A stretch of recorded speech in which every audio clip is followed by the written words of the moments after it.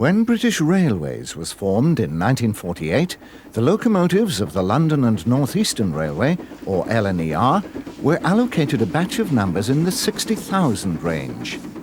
This put their locomotives fourth in the order of locomotive numbering. Since then, it has been traditional to make LNER matters the fourth in any series on railways. Thus it is with this programme, the fourth in a series of 5, looking at Britain's railways then and now. The famous King's Cross station was the best known of all the LNER stations, and so we start our nostalgic review at the Cross in 1959. A3 Pacific number 60047 Donovan runs into the service facility to the west of the station. From the 20s to the demise of steam, most of the express traffic was hauled by Sir Nigel Gresley's magnificent Pacifics. Another one of his A3 Pacifics, Robert the Devil, arrives with an express from the north. These engines were named after famous racehorses. A beautifully clean A4 Pacific number 60017 Silver Fox waits to depart from King's Cross on the 21st of March 1959. Her driver is impatient for the off, and when given it, Gresley's masterpiece glides away with its train of blood and custard carriages. Nearly 5 years later, she was cut up at a Doncaster works. A2-1 Pacific number 60508 Duke of Rothesay backs out of the station and onto the service facility. This class was a 1944 development of Thompson's rebuild of Gresley's Class P2 282, fitted with a Class V2 boiler. Thompson's B1 460 number 61066 backs out and runs by. These useful mixed-traffic locomotives were introduced in 1942, and 409 were eventually built. Perhaps they were Thompson's true epitaph. Gresley condenser-fitted N2-4 062 tank number 69575 departs from the Cross with its train of articulated coaches. These engines worked suburban trains to and from Moorgate, necessitating small chimneys to comply with the old metropolitan loading gauge. A Gresley V2 262 number 60833 brings in a train from Newcastle. For LNER devotees, these were the engines that won the war. The distinctive sloping side tanks tell us that this is a Gresley J50 060 tank on station pilot duties at King's Cross. Recently fitted with a double chimney, A3 number 60055 Woolwinder backs out light engine. Sister engine number 60059 Tracery also boasts one of the new double chimneys and storms out with an express for the north. Most of these engines were later fitted with the so-called German smoke deflectors.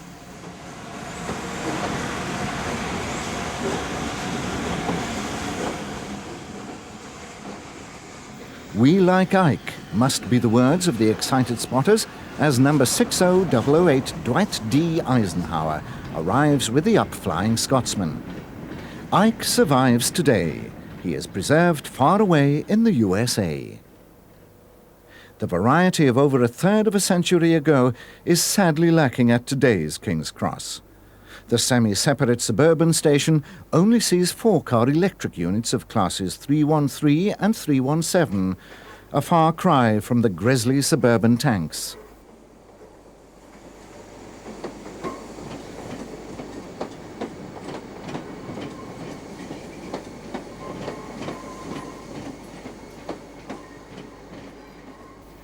A certain continuity of line can be seen in the Class 91 electric locomotives, which today dominate the former LNER main lines and express services out of King's Cross. After all, it's only appropriate. Streamlined locomotives were first introduced here by Sir Nigel Gresley.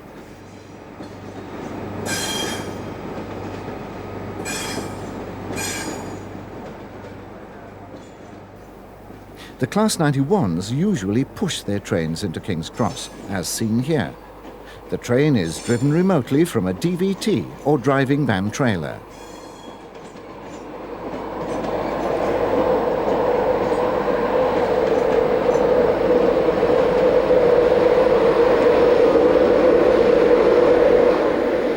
As the train passes, it reveals a pair of diesel locomotives of Class 47.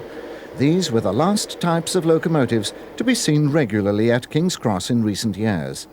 But even this has become a then scene, as electrical multiple units took over post office workings from the end of September 1996. A powerful lineup of Class 91 locomotives is about to be swollen by the arrival of yet another train from the north. These engines and their matching coaching stock dominate East Coast services now.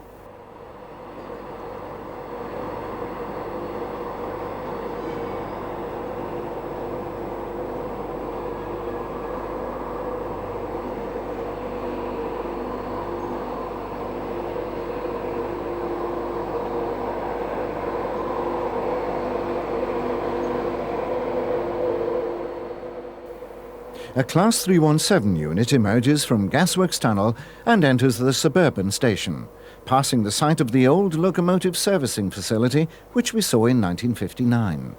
Before electric services commenced over the whole of the East Coast Main Line, diesel high-speed trains were used. As the suburban services had been electrified, this eliminated locomotive haulage on trains from King's Cross, so the locomotive service facilities, which remained in use after the elimination of steam, became redundant. Today, the site is in the throes of redevelopment.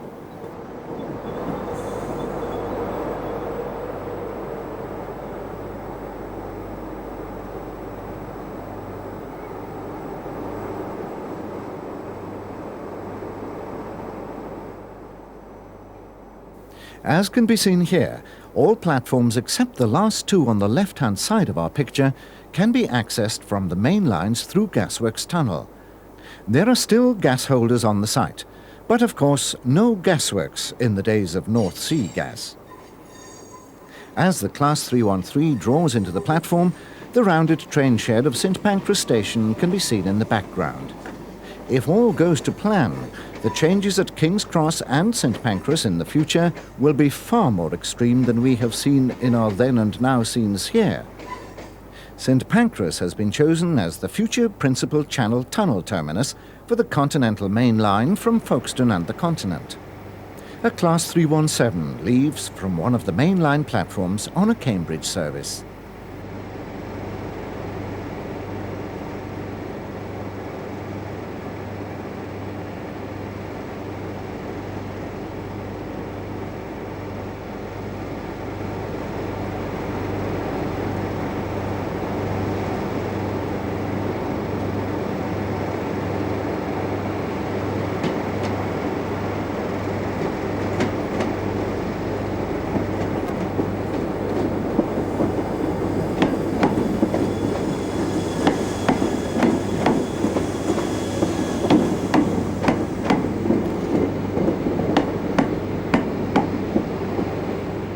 For our final view at King's Cross, we see a Class 91 hauled express leaving.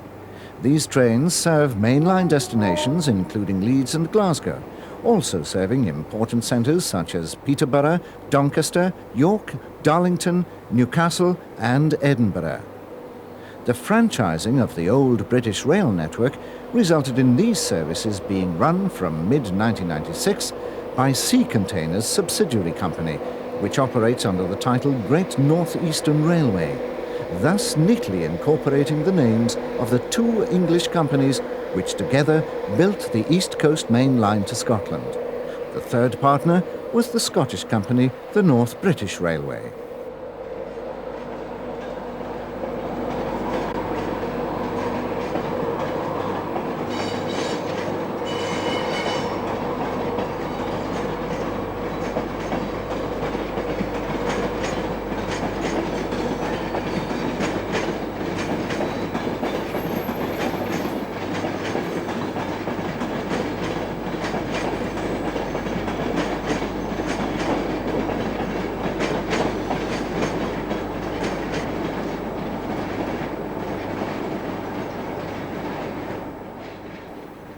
We move on up the East Coast Main Line on the metals of the first of the English partners, the Great Northern Railway, to New Southgate.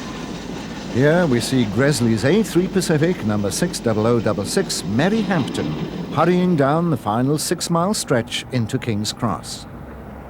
A4 number 60006 Sir Ralph Wedgwood, named after the Chief General Manager of the LNER from 1923 to 1939, follows. It's climbing the 1 in 200 gradient with a northbound express. Following on Sir Ralph's heels is another of Gresley's smaller mixed traffic class V2s. Number 60924 roars by with another express.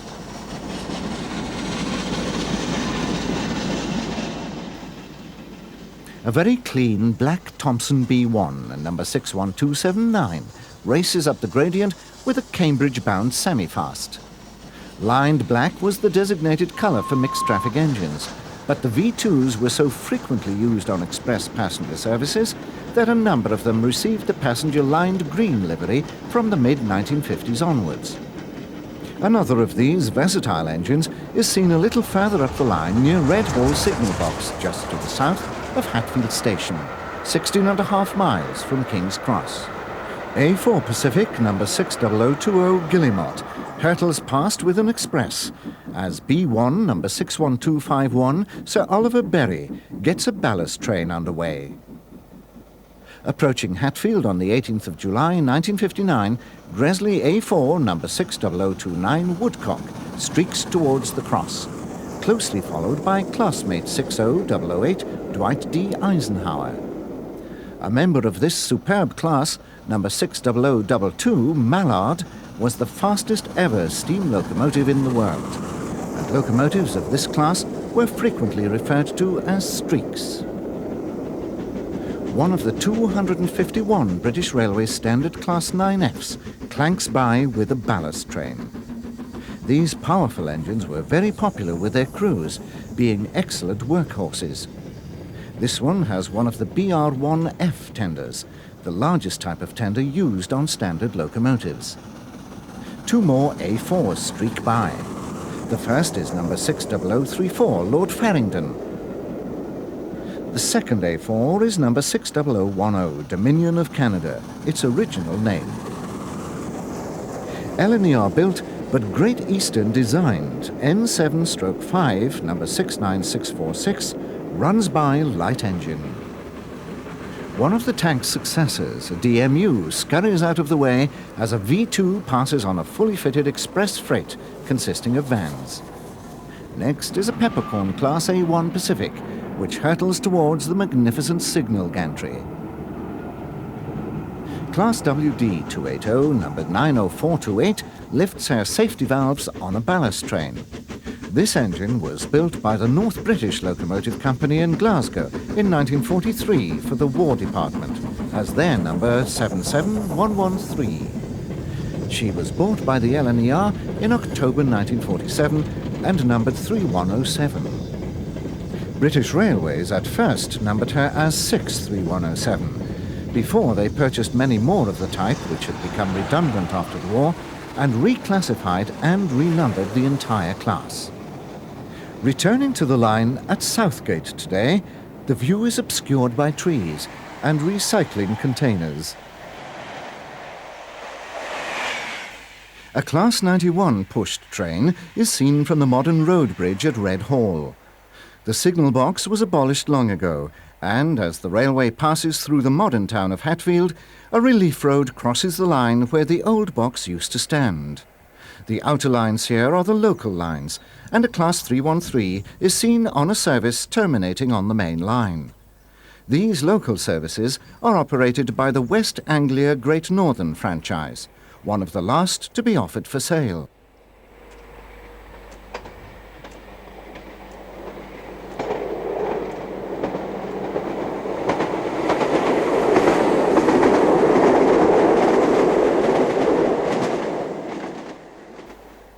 The Class 313s were the product of the early 1970s, whilst the 317s, a pair of which is seen heading towards London, are from the end of that decade. The most important difference in the construction of the 313s and 317s is in the material used. The earlier 313s are constructed of aluminium, whilst the 317s are comparative heavyweights built from steel.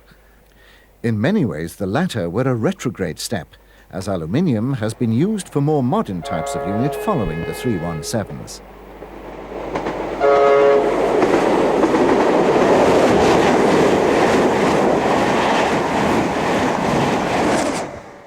Another pair of 313s is seen at Hatfield Station as we witness a change in atmosphere.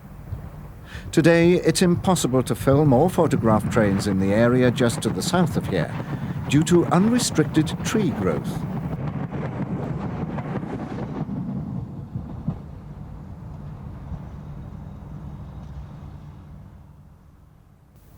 The snowy conditions brought an unusual vehicle onto the East Coast Main Line during daylight hours, an engineer's track machine.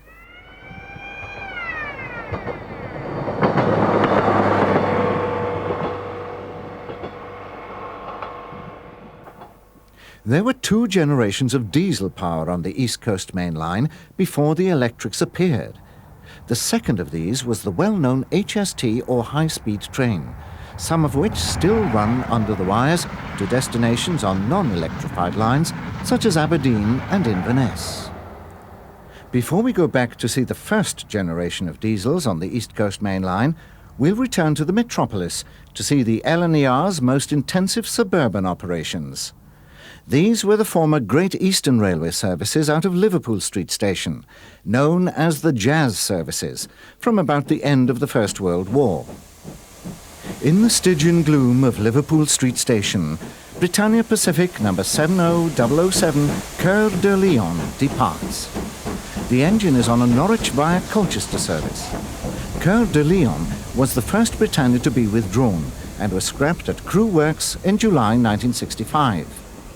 Sister, or should it be brother, Britannia number 70001 Lord Hercombe awaits its next call of duty in the locomotive yard before the immaculate station pilot N7/4062 tank number 69614 backs in passing Gresley B17460 number 61618 Winard Park. Britannia Pacific 70030 William Wordsworth waits to depart with an express to Norwich. The Britannias took over the Great Eastern Main Line services from the B-17s. Green electric multiple units clatter by in the background as Thomson B1460, number 61335, is turned. Electrification had first come to Liverpool Street in 1949, with the energising of the wires to Shanfield for outer suburban services. A genial driver gives a bit of advice to a fellow workmate on the footplate of William Wordsworth, as some youthful spotters lark about on the edge of the platform. Another Britannia Pacific, number 70002 Geoffrey Chaucer, arrives with an express at this busy station. This engine can be seen at the end of its days in Volume 3 of this series. Holden J69060 tank number 68613 shunts empty coaching stock. Known as buck jumpers, these little engines were the mainstay of the Jazz services in the 1920s.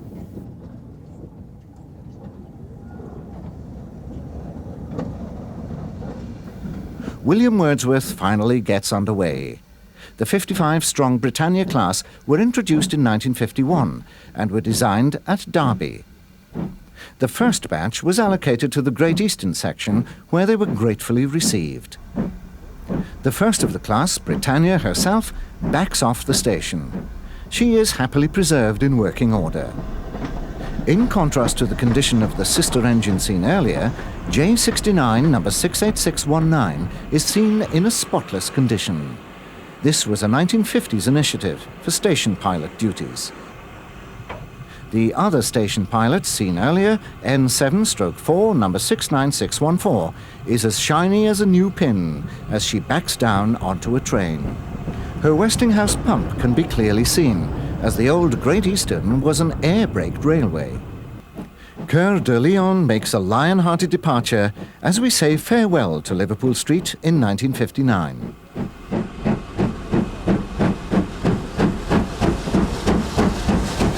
Liverpool Street was the terminus for the commuters of North London and Hertfordshire.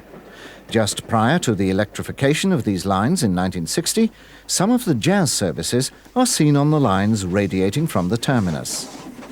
N7/5, number 69665, arrives at, and sister engine 69654 departs from, Lower Edmonton High Level Station, opened in July 1872. The trains consist of Sir Nigel Gresley's well-known quad art sets. These were articulated sets of 4 coaches, the inner ends sharing bogies. N7/5, number 69665, runs into Lower Edmonton Station with a train to Enfield Town. At Enfield Town, sister engine 69664, in spotless condition, is seen being uncoupled. The N7 tanks were introduced in 1914 and eventually totaled 134 locomotives. Their designer, Alfred John Hill, was locomotive superintendent of the Great Eastern from 1912 to 1922. Enfield Shed is passed on 2 separate occasions. This shed was a sub-shed of Stratford, coded 30A. Stratford Shed was the largest locomotive shed in the British Isles. Enfield was reached off the Cheshunt line via Berry Street Junction and Edmonton Junction. Enfield Town was opened on the 1st of August 1872. Liverpool Street is a very different place today. Gone are all the steam locomotives, although the electric wires which dominated the scene in 1959 are unchanged. The only locomotives normally seen here are the Class 86 electric locomotives, which are employed by Anglia Railways on services to East Anglia.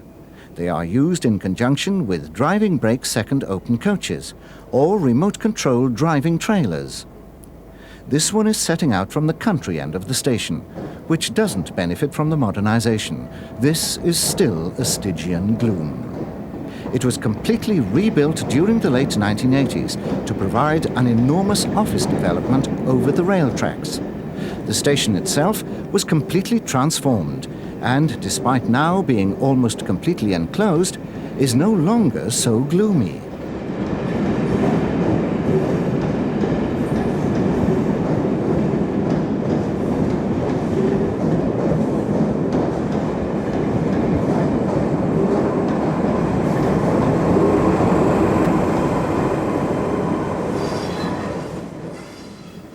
The other mainline services from Liverpool Street to places such as Cambridge, Kings Lynn and Clacton are made up of EMUs. For Stansted Airport services, a dedicated fleet of Class 322s is used.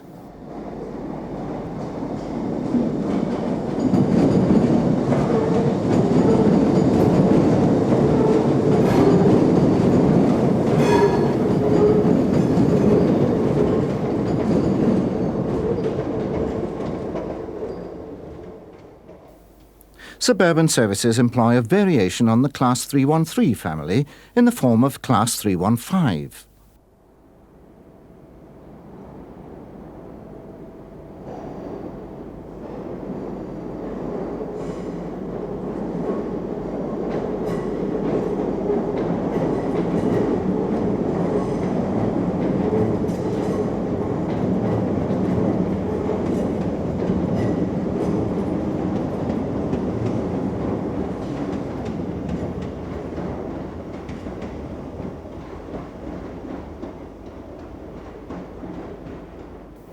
The Class 315s were originally built for services to Shenfield, but have migrated to the inner London lines as time has gone on.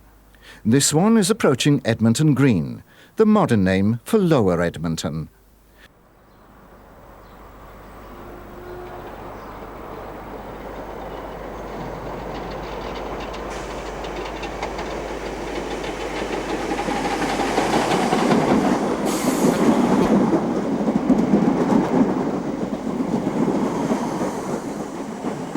The view from the road has changed somewhat.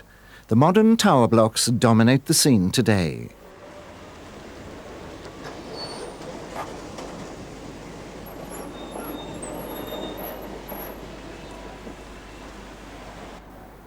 Another of the Class 315s enters Edmonton Green Station, which has changed little except for the erection of the overhead paraphernalia. The attractive canopies remain to keep the commuters nice and dry.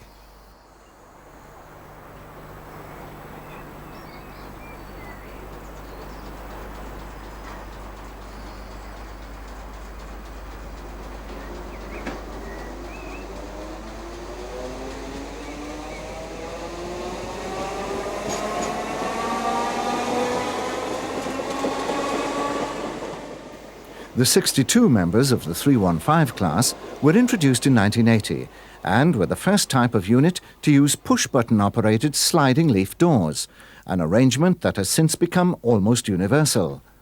Our final view of these jazz service successors is at Enfield Town, which is barely recognizable with its modern concrete canopy and absence of locomotive servicing facilities. Multiple units are bidirectional and have led to great simplification in track layouts, especially at termini.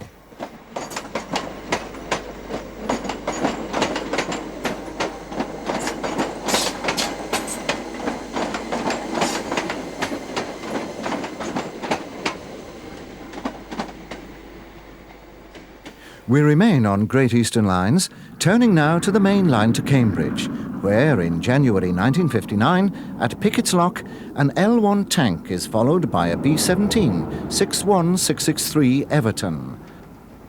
Also in January 1959, at Broxbourne, a Thompson Class L1 264 tank number 67702 hauls a local passenger train. At the next station up the line, Roydon, B2 class number 61607 Blickling departs on a semi-fast to Liverpool Street. Blickling was originally a three-cylinder Class B-17 designed by Sir Nigel Gresley in 1928. Edward Thompson rebuilt a number of the class into two-cylindered B2s in 1945. Before the electrification of the line to Bishop Stortford, first-generation diesel multiple units were used, and one arrives at Roydon on the 25th of January 1959. Another mainline train has one of Thompson's Go Anywhere B1s at the head.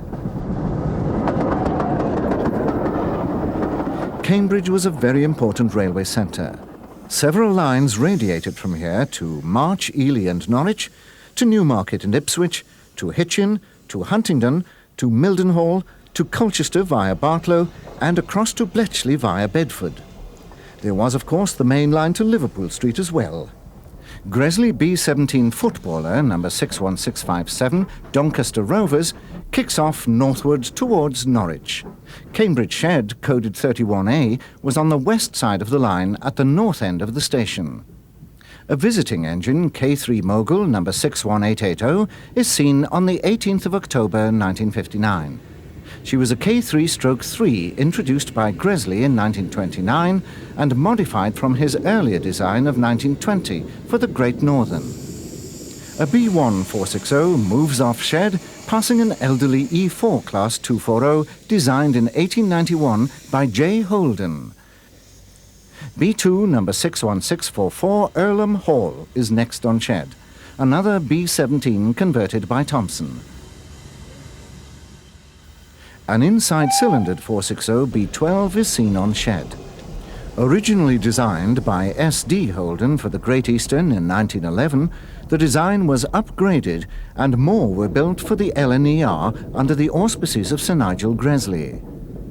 As the B2 reverses away, one of the Holden J17 060s appears. This is followed by one of Hill's larger Class J20s, the largest Great Eastern freight engines. The railway was always primarily a passenger carrier. As with our other areas, the Great Eastern Main Line today is vastly changed. Alongside the railway at Pickett's Lock is a new spine road, the Lee Valley Relief Road. Cambridge Station has changed enormously. It's still a major junction, but many of the minor lines have closed.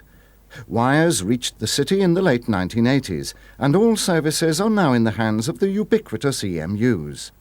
This one is leaving Cambridge's unique single-through platform, split to provide up and down sections, with a train for King's Cross via Royston.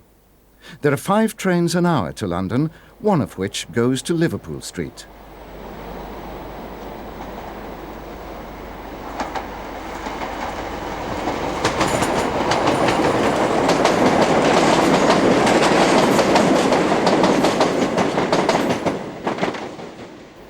The line to Royston and the East Coast Main Line at Hitchin was wired later than that to Liverpool Street.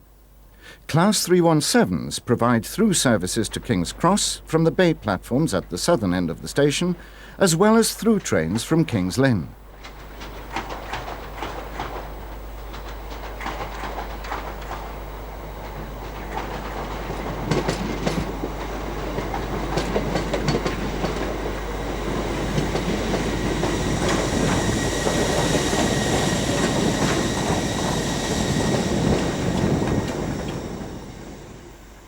Cross-country services enter Cambridge from the north via Ely, giving an hourly service to Birmingham New Street. Class 158 sprinters are used on these services.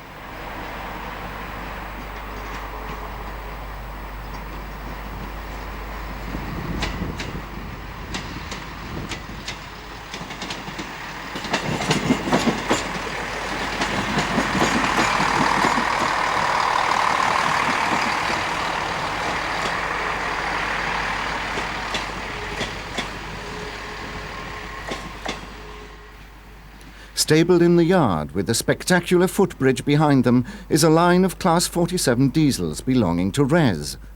Since these scenes were recorded, even this small connection to the great days of Cambridge Shed has been eliminated, as Class 325 EMUs took over post office trains from September 1996. The Class 158s terminate at Cambridge and return to Birmingham. Only the lines to Newmarket and Ely remain from the plethora of lines which once ran north of Cambridge.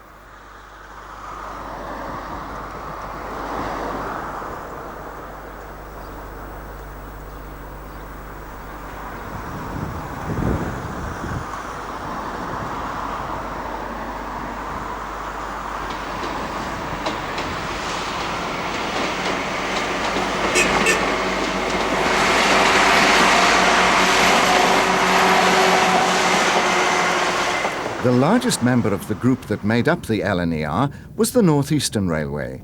This could trace its roots back to the earliest days of railways, as it included the famous Stockton and Darlington Railway in its own constituents.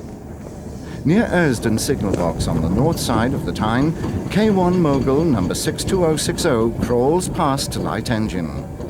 The father of the steam locomotive, George Stephenson, came from Tyneside and perfected the design of his steam locomotives here, before the advent of the Stockton and Darlington.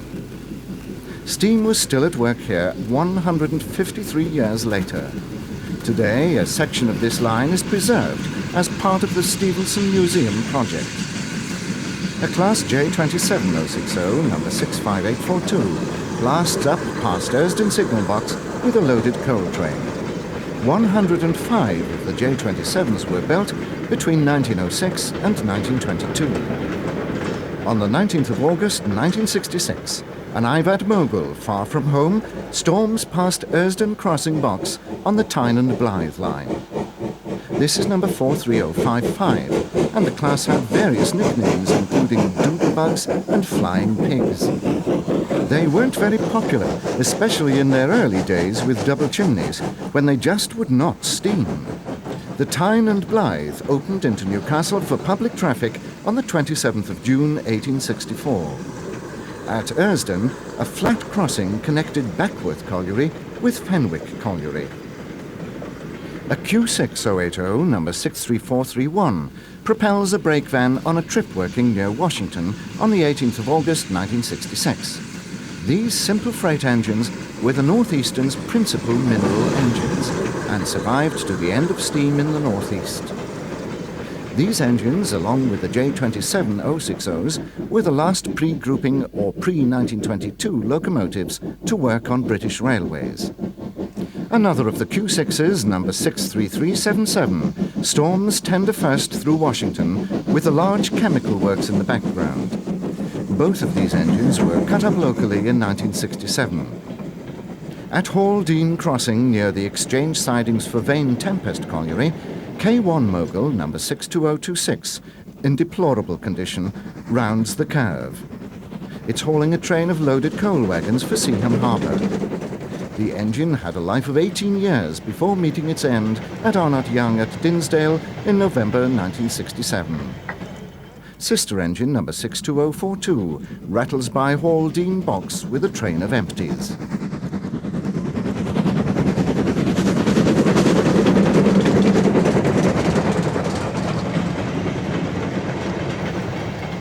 J27060 number 65811 propels a single brake van on a trip working to Vane Tempest Colliery in preparation for running down the short branch to the colliery to pick up a train of loaded coal. Propelling a van like this on the main line was a rare occurrence on British railways. Having run into the colliery and coupled up to a loaded train, the J27 blasts past Haldean signal box and its small platform. This was here at the behest of Lord Vane Tempest, who had the right to board any train he so desired just by getting the signalman to stop the train. WD number 90348 rattles past Haldean with some more coal wagons bound for Seaham Harbour. In the northeast, the WDs were locally known as woofer donks, this supposedly being the sound they made and a play on the class designation WD. There were 3 collieries in the vicinity of Seaham: Vane Tempest, Dordon and Seaham itself. The crossing gates close behind Q6 63458 on the 23rd of May 1967 as she takes her single brake van up the line from Ryhope to Wingate and Stockton. The journey down Seaton Bank was slow and laborious. All the wagons had to be pinned down by the brakesman. Here we see Q6 number 63437 gingerly making her descent. The Q6 class comprised 120 members, built between 1913 and 1921 to the designs of Sir Vincent Raven, Chief Mechanical Engineer of the Northeastern Railway from 1910 to 1922. They were designated Class T2 by the Northeastern. The tall signals match the tall signal box as the gates are opened for another freight train. J27 number 65811 storms through with her train. She was withdrawn 4 months after this shot from Sunderland Shed. At Dordon, sister engine number 65892 cautiously brings a loaded train for shipment through Seaham Harbour. She's then seen vigorously running through Ryhope on the line from Hartlepool to Sunderland.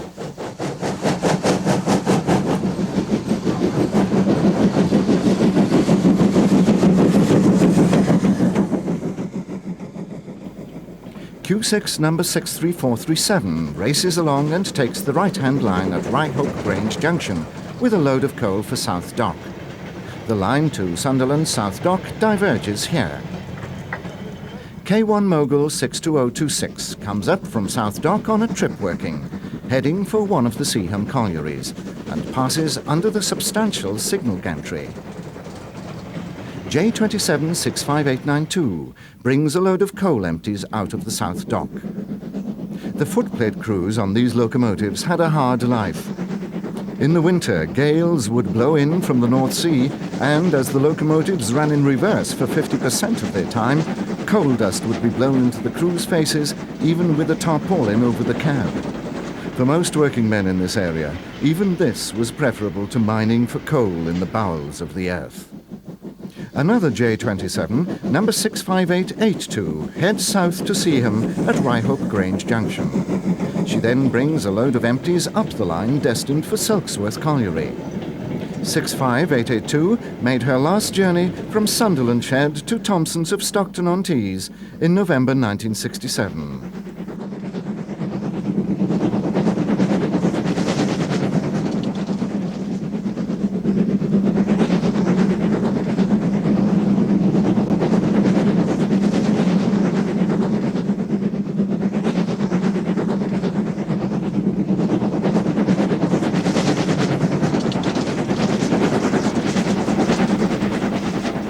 The railway is hanging on at Easton, just.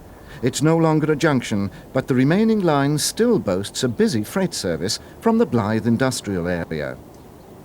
Overgrown tracks mark the mothballed line from Peelaw to Ferry Hill at Washington. It was closed but not lifted when declared surplus to requirements at the end of the 1980s.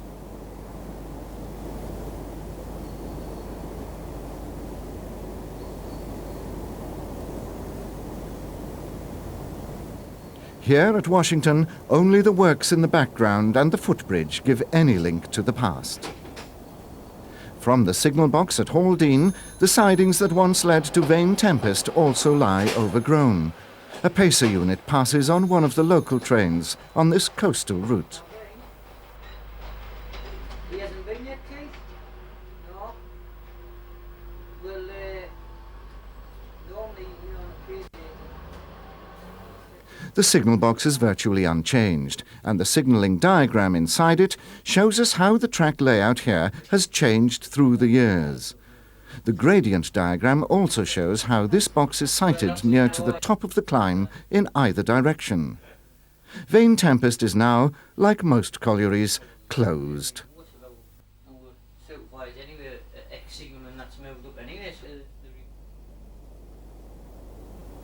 A sprinter comes past the box in the other direction.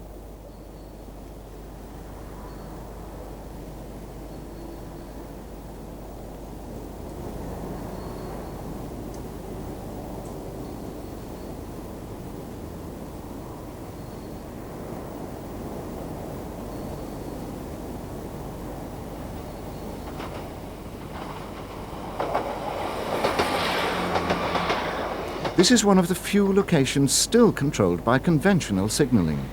There is still freight traffic on the route, but no coal from Vane Tempest. This 60 is heading south with oil tanks.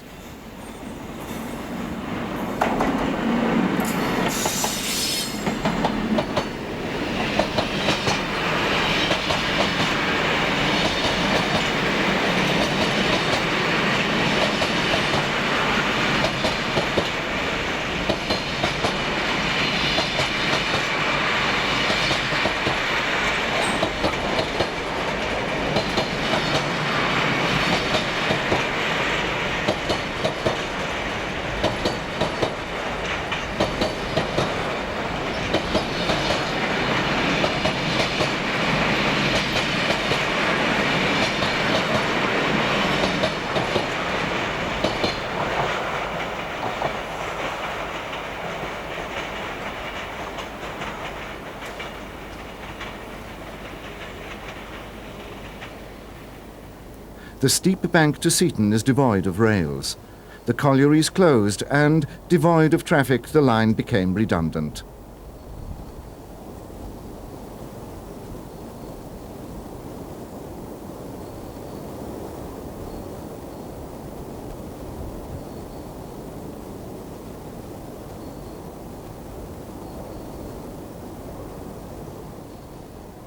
A few rails remain, embedded in the road.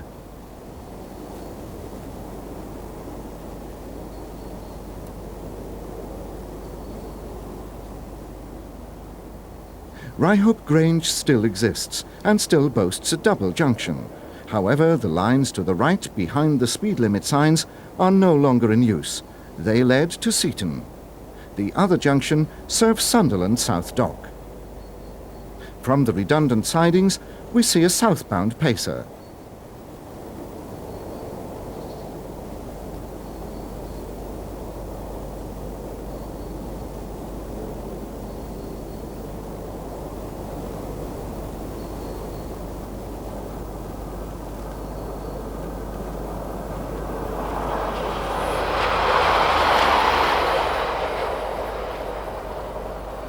Through the weeds, a Class 156 Sprinter is nearly ghostly as we bid farewell to the northeast coast.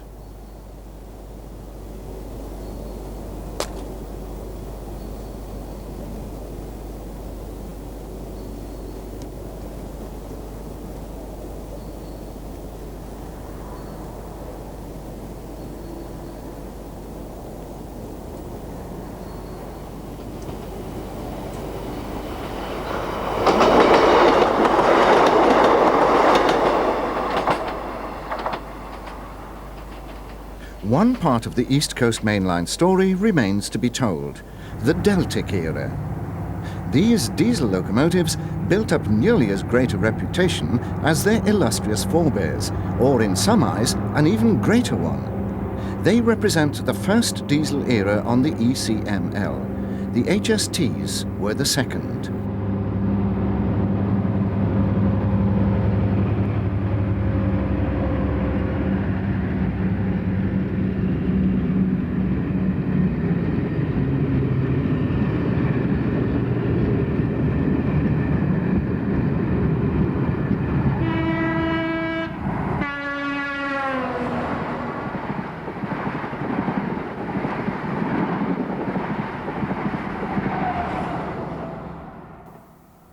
Another of the Deltics emerges from Stoke Tunnel with a northbound express and passes a Class 47, which covered secondary duties during the late 1960s and through the 70s.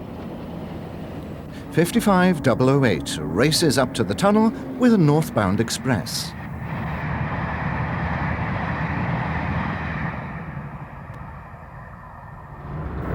At Doncaster, a diesel multiple unit was on local duties, whilst another member of the magnificent Deltic class departs northwards with a train for York.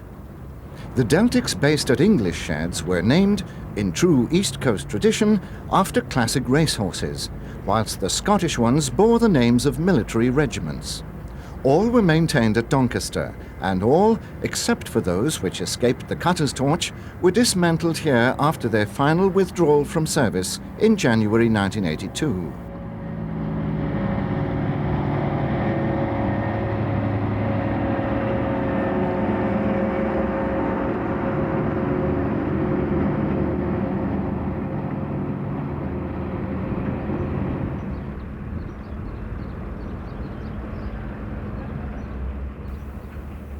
The demise of the Deltics came shortly before the demise of part of the East Coast Main Line itself. In the early 1980s, just before the Thatcher government and the miners had a few disagreements, British Coal won approval to develop a massive new coalfield in the Selby area. This would seriously undermine the East Coast Main Line between Selby and York. So, somewhat against the grain of its policies towards both rail and coal, the government agreed to the building of a brand new main line from just north of Doncaster, skirting the western side of the coalfield, to York.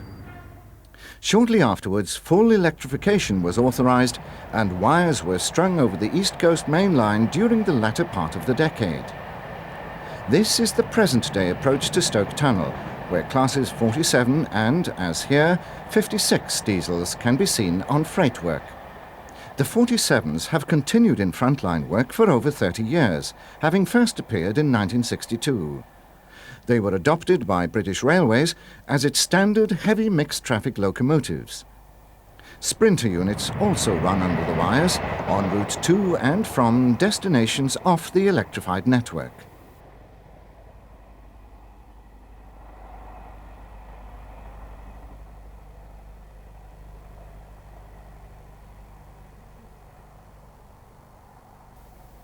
Of course, as we've seen previously, Class 91s with Mark IV coaches are responsible for express passenger traffic.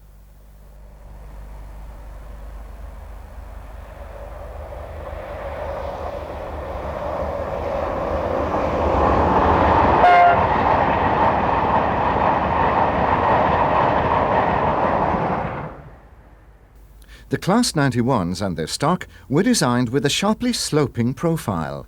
They were intended to be convertible to tilting trains if the technology, in view of the disastrous APT project, could be perfected. At the time this program was made, it seemed unlikely that money would be found for this conversion, although a number of continental railways have introduced them with complete success. Yet another example of Britain paving the way for overseas manufacturers to develop and reap the benefits. Now, if we want tilting trains, it seems we'll have to buy them from our EEC partners. Another 91 leaves Doncaster for Leeds. The electric wiring of the East Coast Main Line included the line from Doncaster to Leeds, as well as the East Coast Main Line itself to Edinburgh, later extended to Glasgow.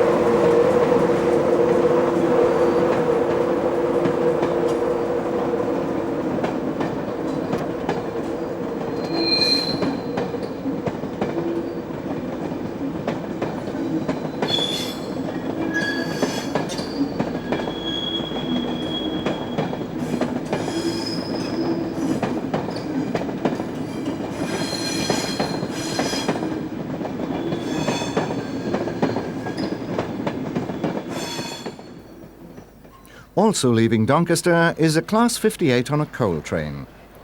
The electrification was purely for passenger trains, although some post office traffic uses electric multiple units. The 58s were built specifically for coal traffic and were originally allocated to the Nottinghamshire and Derbyshire coalfield lines, but were dispersed around the system when the coalfields were decimated.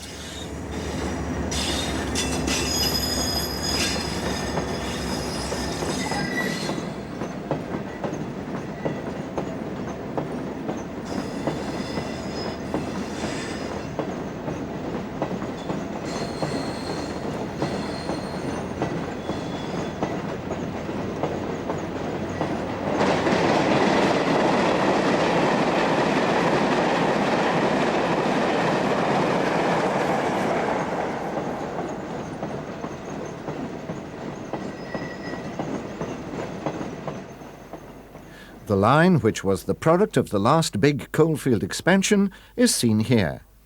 As the only new stretch of main line built in the British Railways era, it never saw steam locomotives in service, although when it opened, HST diesels were its first trains.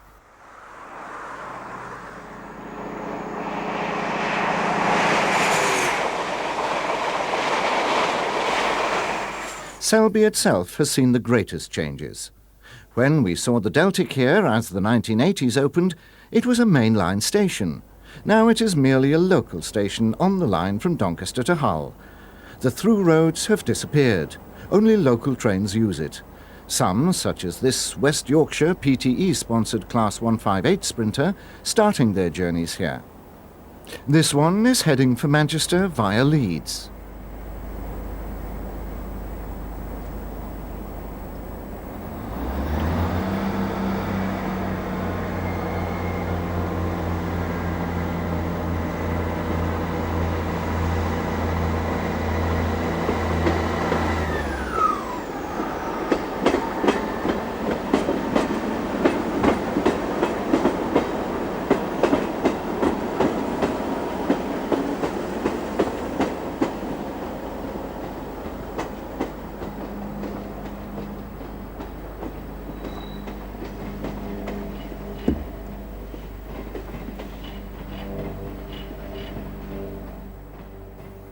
If King's Cross is at the head of the East Coast Main Line, York is its heart.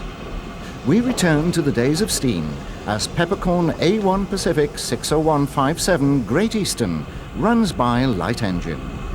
This class of 49 engines was the last type of purebred East Coast Pacific.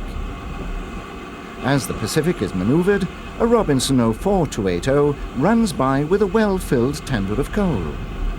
130 of these engines were built for the Great Central Railway from 1911 to 1920, and the design was chosen as a standard for the Railway Operating Division in the First World War.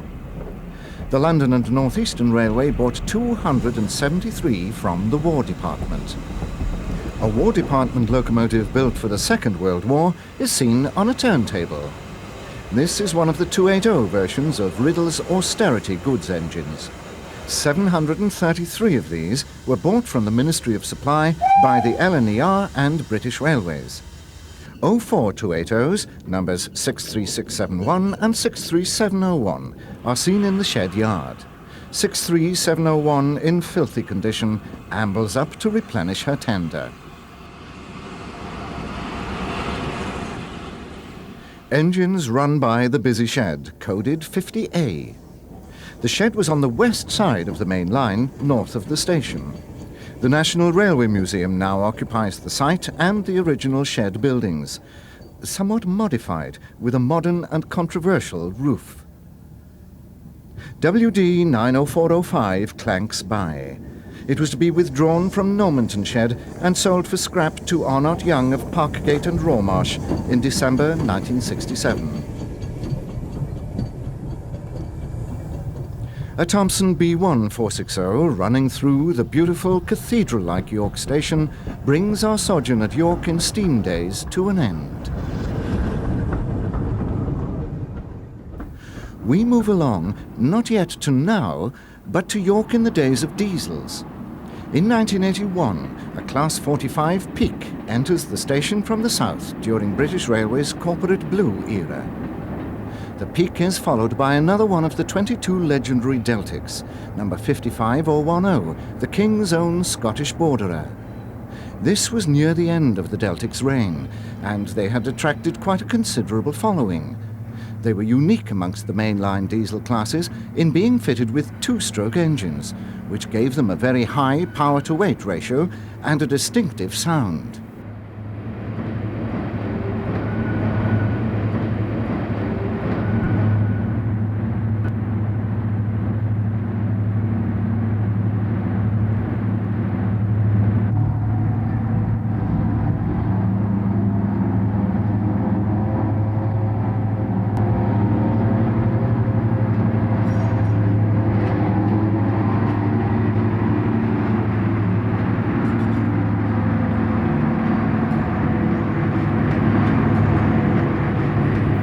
Now we move on again to the modern York, where the track layout has been substantially changed with the advent of the wires, but whose famous train shed remains undisturbed.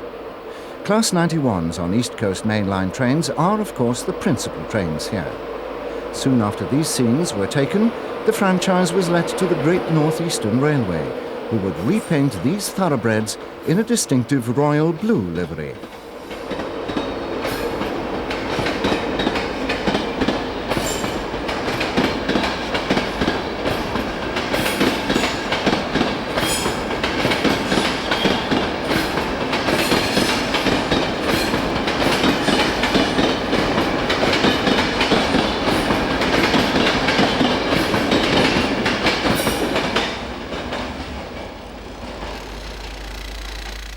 Class 47s appear here on cross-country trains as well as freight.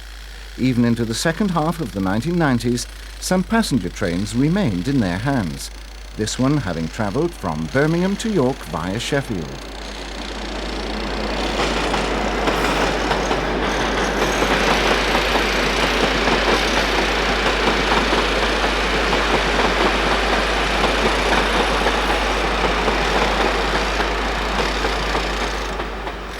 The smaller Class 37s were adopted as BR's standard mid-powered diesels and may be seen at York on freight such as this engineer's train.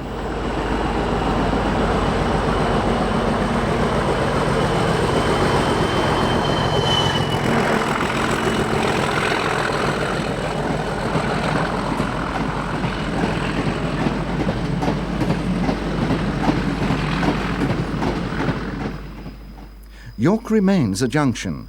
The Scarborough line joins the East Coast Main Line at the northern end of the station. Here we see a Class 158 Sprinter coming off the Scarborough line.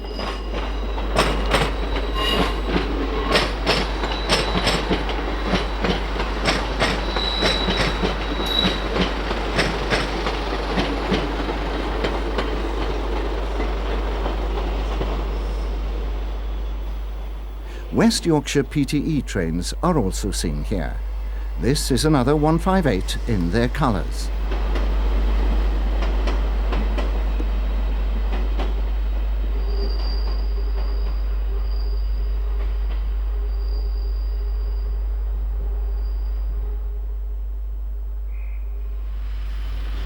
A bus like Pacer boasts the same red and cream West Yorkshire PTE colours seen on the 158.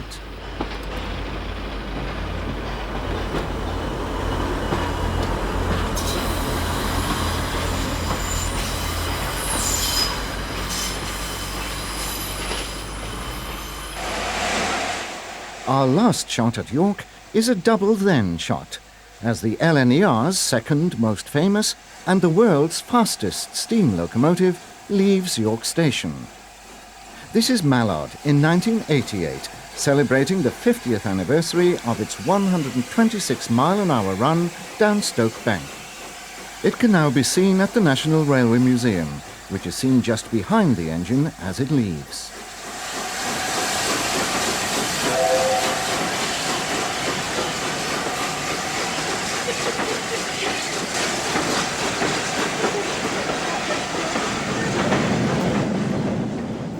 If this programme has left you wanting to see more, do ask for the other 4 programmes in this Then and Now series. Ian Allen's SBS have a number of other railway series for your entertainment, including the Railway Roundabout series of 1950s and 60s action, which is based on the BBC programmes of that time. You can also learn about the history of Britain's railways in a series of 4 programmes, and enjoy 5 decades of steam from the 1920s to the 1960s.